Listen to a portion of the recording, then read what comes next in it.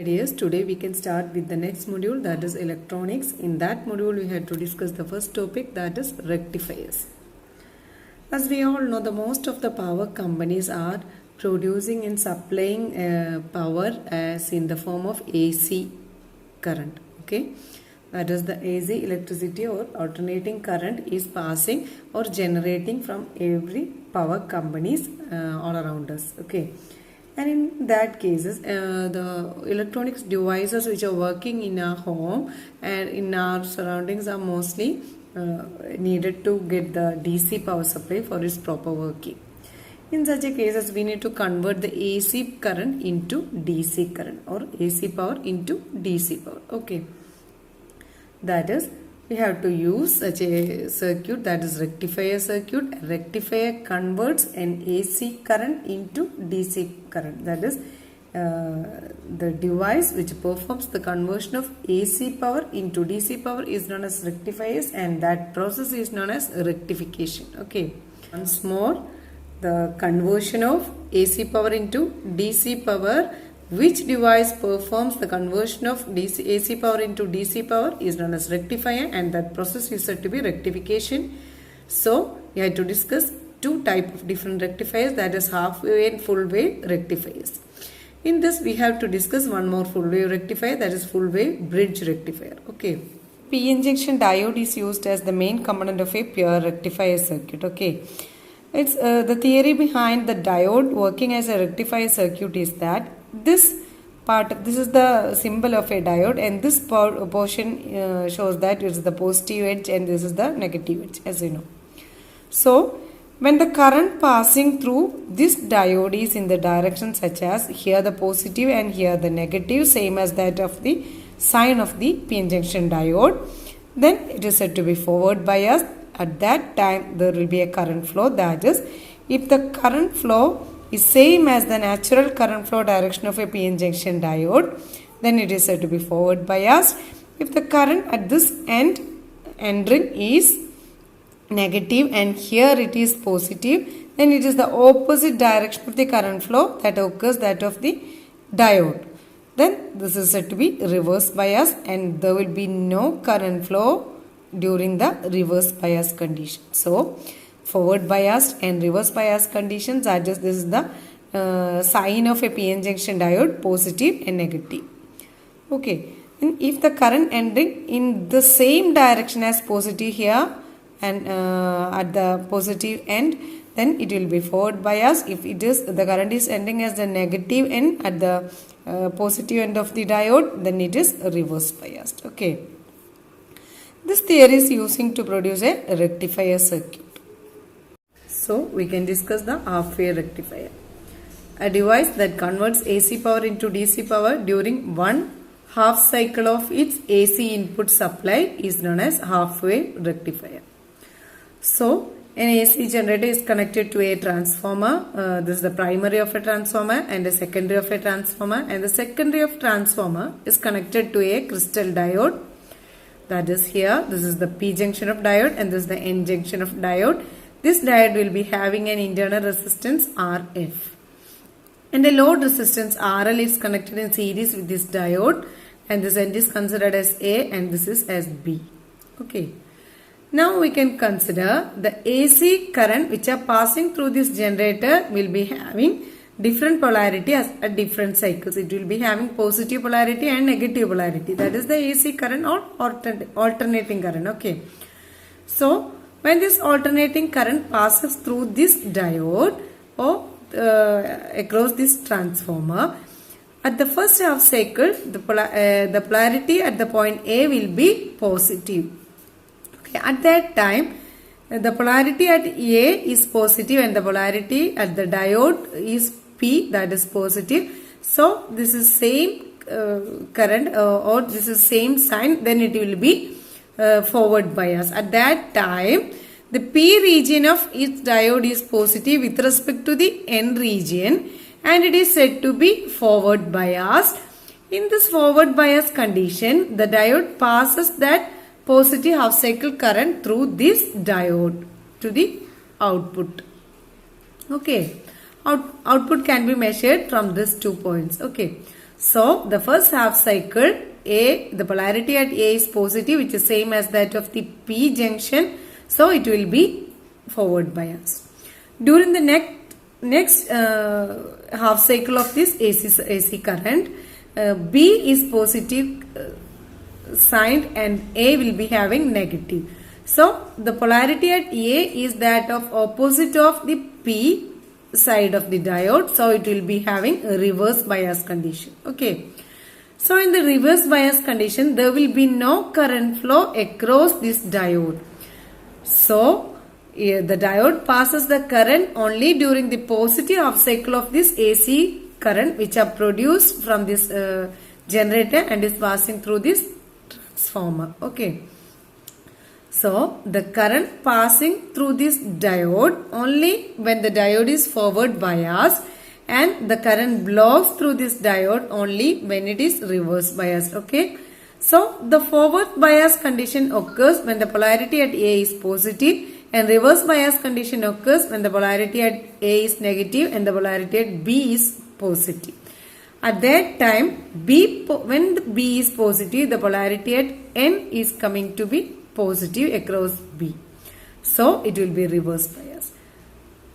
This property of diode is used as a rectifier circuit. So in such a way, if this is the input AC, that is the voltage, and the current is represented like this is the AC input, and this will be the output representing, that is it will be giving an output only during the positive half cycle only, and it will be having no current during the negative half cycle.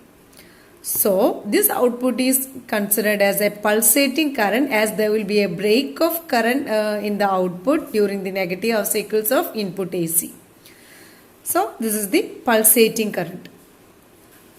So the pulsating DC current is obtained across the load resistance RL, and these pulsations in the output current can be removed using filter circuit. Now the disadvantages of half wave rectifier, that is we have obtained a pulsating current in the load that contains a small part of AC components also together with the DC components. Okay. So we can pure these DC components after removing this AC components. For that the filter circuits are using. Okay, this is one disadvantage. And another disadvantage is that, as we go to understand that circuit contains current only during the positive half cycle, and there will be no current producing during the negative half cycle. So the output obtained is low. These are the disadvantages of a half wave rectifier. Okay.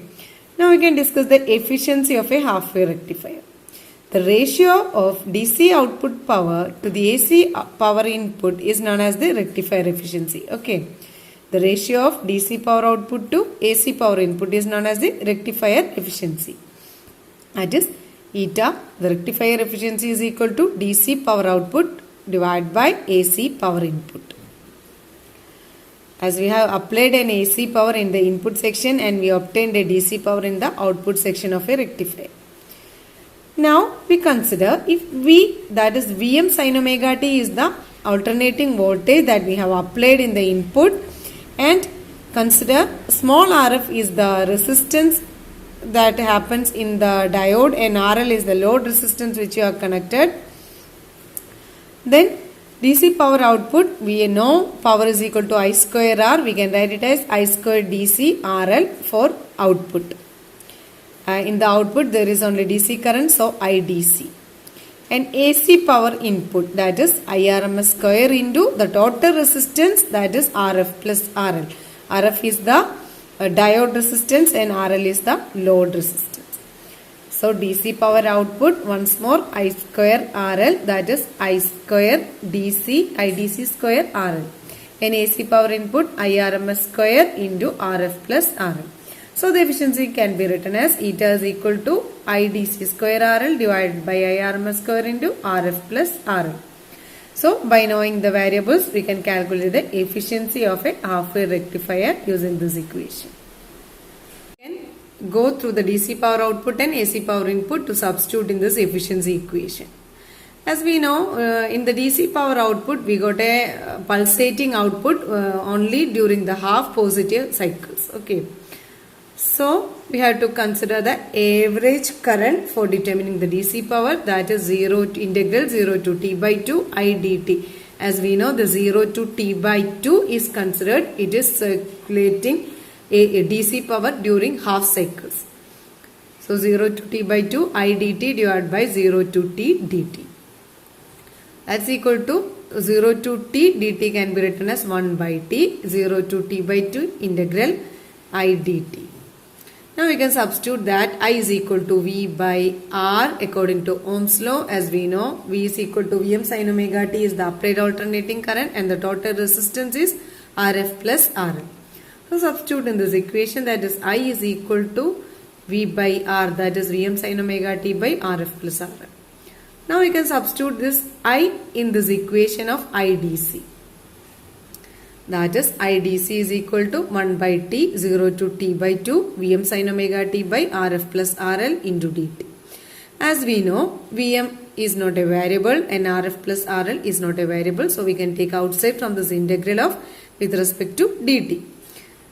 So 0 to t by 2 integral sin omega t dt. We can write down all this term like this and the remaining integral as 0 to t by 2 sin omega t dt is equal to minus of cos omega t divided by omega with the limits 0 to t by 2.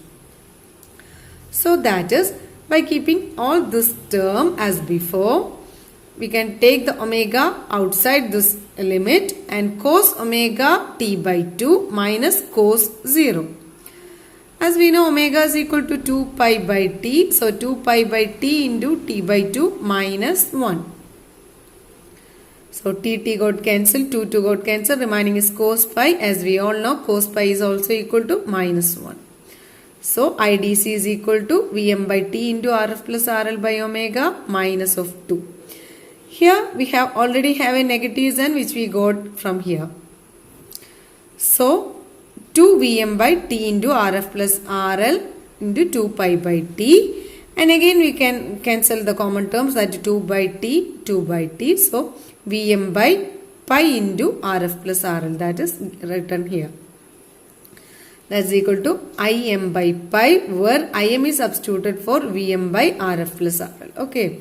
So the DC power PDC is equal to IDC square RL, that's equal to Im by pi whole square RL or IDC square RL, that is DC power output. In the similar way, we can find out the AC power input. That is, to find the AC power input, we have to calculate the root mean square current, that is IRMS. So mean square current is equal to 0 to t by 2 I square dt, square of the current, 0 to t dt. That's equal to 1 by t 0 to t by 2 I square dt. I is equal to Vm sin omega t by Rf plus RL, which is equal to Im into sin omega t. And as we have discussed, mean square current 1 by t is representing the denominator and numerator, 0 to t by 2 Im square sin square omega t dt.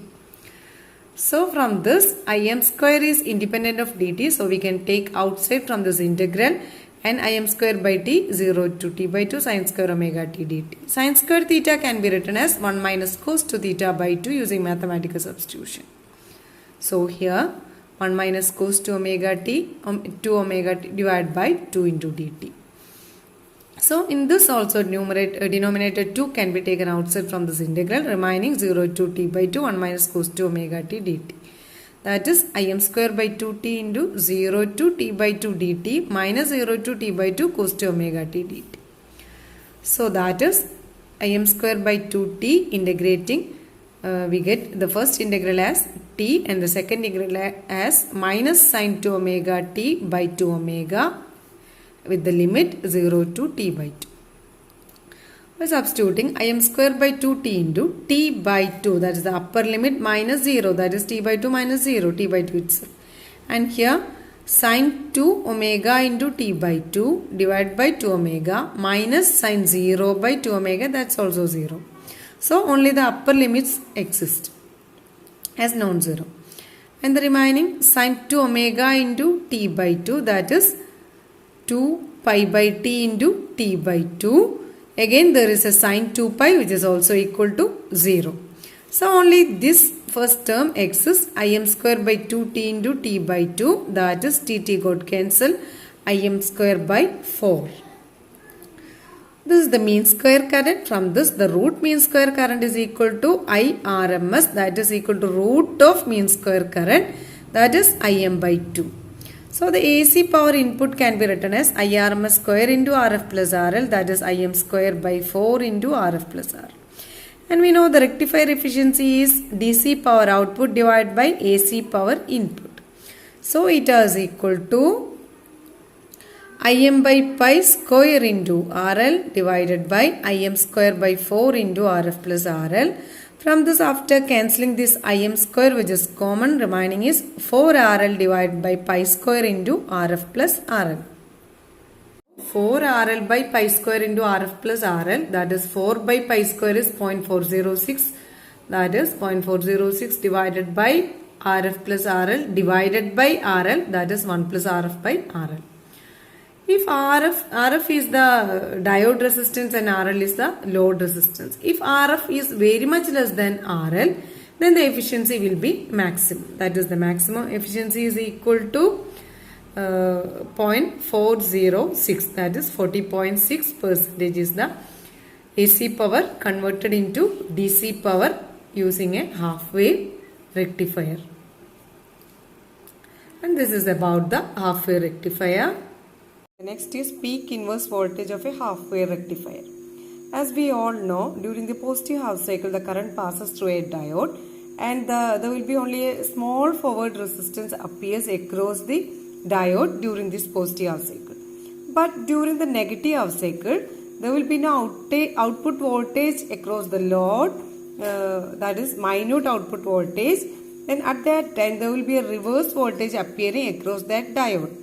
So that maximum reverse voltage appearing across the diode is called the peak inverse voltage, that is PIV or peak inverse voltage. Okay. Then this peak inverse voltage may produce a breakdown in that diode, and the maximum reverse voltage that a diode can withstand without destroying the junction, that is the peak inverse voltage. Okay. So once more, the reverse voltage should not exceed its peak inverse voltage during the negative half cycle. Whenever it overcomes or exceeds the peak inverse voltage, they produce some breakdown in the junction of PN junction due to the excessive heat. Okay. So when we consider a peak inverse voltage or a rectifier, its peak inverse voltage is important. Okay. Now we know during the negative half cycle, there will be no current flows through the circuit. Then the total reverse voltage appears across it will be Vm sin omega t, and its maximum value will be, as we all know, sin omega t will be 1. So the peak inverse maximum value will be Vm. So the maximum value Vm is the peak inverse voltage of a half wave rectifier. Okay. Ripple factor of a half wave rectifier, as we know, the rectifier output contains both the DC components and AC components. As there is a DC power conversion, even though there exists a small part of AC components. So the presence of this AC component in the rectified output is known as ripple. Okay. The presence of AC components in the rectified output is known as ripple. And the ratio of RMS value of this AC component to the DC component is known as ripple factor. That is the ratio of RMS value of AC component to the value of DC component is known as ripple factor. So simply we can represent it as IAC by IDC. Okay, then once more the ripple factor, the ratio of RMS value of the AC component into the to the DC component in the output is known as ripple factor. As we know, the ripple is the presence of AC component in the rectified output. So of power, we can say that the total power across the load resistance RL will be including the AC power and DC power. So we can substitute like this. And from this, we can write down IAC is equal to root of IRMS square minus IDC square. So we know the ripple factor is the ratio of IDAC by IDC, that's equal to root of IRMS square minus IDC square by IDC from this equation. So gamma is equal to root of IRMS square by IDC square minus of 1. For a half-wave rectifier, we have obtained already the substitution for IRMS and IDC as Im by 2 and Im by pi. So we can substitute here IRMS square by IDC square like this, Im by 2 divided by Im by pi. And calculating the Im square and Im square in the numerator and denominator, so it will be getting cancelled, and the remaining is pi square by 4, that is 1 by pi square will be in the numerator, that is root of pi square by 4 minus 1, which will be giving it as 1.21. So we can say that the AC component exceeds the DC component in the output of half-wave rectifier. So for the conversion of AC into DC, a half-wave rectifier can be considered as ineffective when it is comparing with that of full-wave rectifier. Okay, it is converting an AC current or AC power into DC power, but even though the output is a pulsating output and it include a part of AC component also, some other filter circuit can be used to remove that AC component from that output, and the ratio of AC component to DC component, that is the ripple factor in the output, is 1.21, and in all phase we can say that half wave rectifier is ineffective for the conversion of AC into DC. Okay, thank you. Next class we can discuss the full wave rectifier.